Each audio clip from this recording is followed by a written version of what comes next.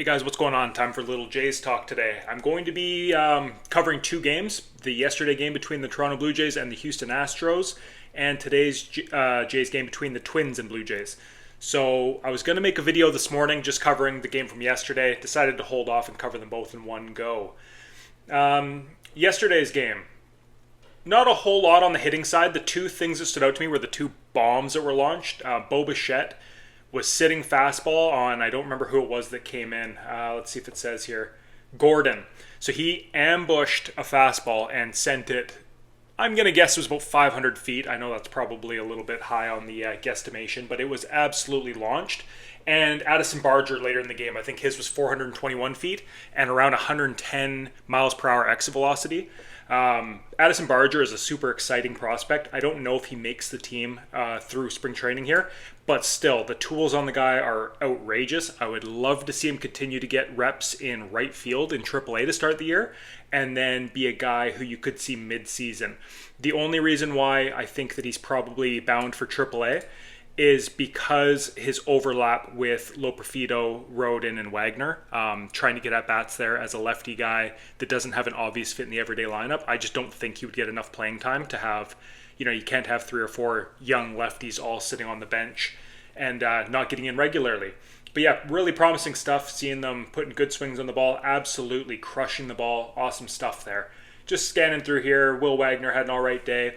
Another thing I found interesting was Alan Rodin and Norelvis Martinez coming in off the bench as pinch hitters. I do keep an eye on this sort of thing because it's a completely different skill set coming in cold off the bench, and there's a reason why so many guys struggle being bench players, and then when they're given everyday reps, all of a sudden they look like an all-star for a brief stint of time, and then they kind of lose that starting gig, and then they regress again. Coming in off the bench, or even just playing like 1 or 2 days a week, pinch hitting in the 7th inning and stuff like that, it's a very unique skill set for a guy to be able to do that, and a lot of players struggle with it. So being that Rodin and Norelvis are two guys that are trying to break into the major league squad, this is a path that they very likely will have to take. In Rodin's case, not starting every day in the outfield, getting a couple days DH, coming in as a pinch runner, pinch hitter. So I'd like to see him come in and get some nice base hits that way, as opposed to games when he's starting. Just because, like I say, it is a different skill set. And the same goes for Norelvis Martinez. His most obvious path to playing time is DH versus left-handed pitching and pinch hitting against left-handed pitching. So either way, you're not really involved in the game, and you're likely not making your appearance until later on, right? So yeah, those are the types of things I keep an eye out. How do the guys look when they come in cold? So I'll continue to be watching for that down the stretch here. Kevin Gausman looked great. I know he let up 3 runs. This is where the whole spring training doesn't matter, but it does matter comes in. I don't really care about the end results. He was very clearly working on some stuff, and he's continuing to really throw the slider against righties, and he actually got some swing and miss and some strikeouts with it. So that was really promising to see. And he gave a little interview after the game talking about seeing those swinging misses and the strikeouts, and how last year he was always, 2 strikes, he was either fastball or splitter. And I think not only using the slider as a show-me pitch early in the count, but to also be able to put a guy away with it, even if it's sparingly. Just over the course of a year and the scouting reports there, I think it really could help him out if he can just use that a little bit more regularly and use it in all counts a little bit more regularly, as opposed to just mixing it in, in a 1-0 or an 0-1 count time to time. Using it as a put-away pitch could be a really great thing for him. The rest of the pitching looked all right. Lovelady Kimmin was awesome. Chad Green looked awesome. Sandlin looked great. Jake Bloss, I was really impressed with him. It wasn't against the Astros, it wasn't against all starters or anything like that, but he got 3 innings and he absolutely pounded the strike zone. And he showed how good he can be.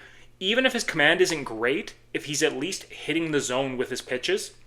He got a ton of swing and miss on his slider. Fastball looked great. Curveball looked good. He mixes in a changeup, and he got 5 strikeouts in 3 innings. You really can't complain with that. So that's where I'll leave off for that game. Obviously, the Blue Jays won 8-3 over the Astros, moved to 10-6 that game. And then today, they got the 3-2 win over the Minnesota Twins, go to 11-6. I'll be telling my grandkids about this spring training run. I'm only joking.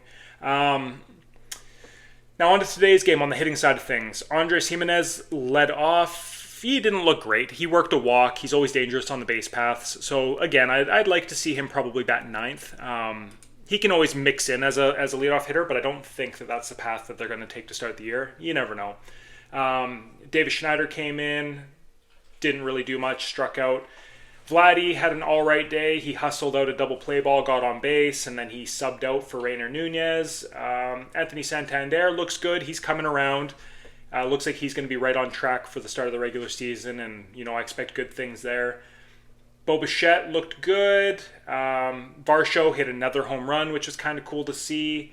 George Springer still struggling. George Springer, I know it's spring training, but given how last year went and given how this spring is going, he is flat out being outplayed by probably 5 or 6 different outfielders right now. Obviously, he'll make the opening day roster. He'll probably be in right or left field to start opening day. I'm not saying bench him right now, but his leash has got to be pretty short on a competitive team. And I know Alan Roden, even Stuart Baroa, guys like that are really knocking on the door to replace George Springer if he doesn't straighten out soon.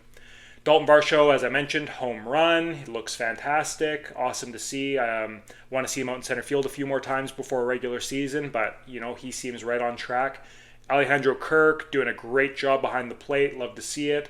Will Wagner, not having the best spring. He's getting overshadowed by some of the young guys, but he's still, he's still going to be our DH most likely to start the year, and I'm completely fine with that. And again, as I mentioned earlier in the video, Orelvis Martinez pinch hitting for him. If and when Orelvis Martinez breaks with the Major League club, probably a month or two into the season, that seems like it's going to be the path he's going to take, is coming in as a pinch hitter against lefties and, DH against lefties and maybe get a little bit of time at third base. But, without injuries, his role is going to be limited and he's going to have to take advantage of this pinch hitting stuff. And, he came in. What did he do here? Yeah, it was a strikeout. So not what you want to see, but again, he's still probably acclimating to that role. He's been used to starting games his whole career. So that's something that will take a bit of time to get used to, I would say. Miles Straw has looked fantastic, and he hits everything hard. I don't know if you guys have been watching any exit velocities or anything like that, but this guy's hitting 100-mile-an-hour exit velocities, like somewhat regularly, and he looks really good at the plate.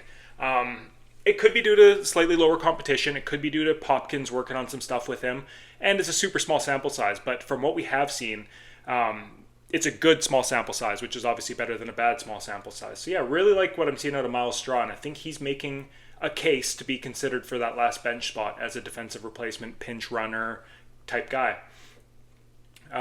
Chris Bassett looked great, mid-season form. Just stay healthy at this point. Stretch him out, stay healthy. Everything's good there. Fluharty looked good. Hoffman got beat up a little bit, but he came in I think, the 6th inning. So, I mean, there's no real pressure-packed spring training games, but even still, getting up and coming in early can throw some guys off. I know he's done it a couple times this spring, but I'm not reading too much into, a single outing there. Gowdy looked all right. Tommy Nance looked pretty good. Little looked good. Robertson looked really good in his inning there in the 9th.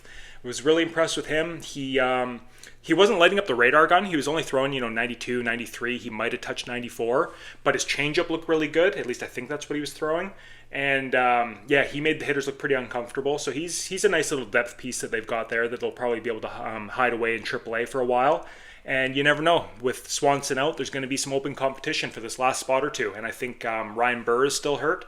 So yeah, some of these guys are going to get some opportunity here to make the big league squad, if not to break camp within the first month or two. And he's another one of those names that you never know what can happen. That's where I'll leave it for today. What did you guys think of the games? Anything you're noticing out there, or are you just ready for the regular season at this point? I think we're all pretty much in that boat.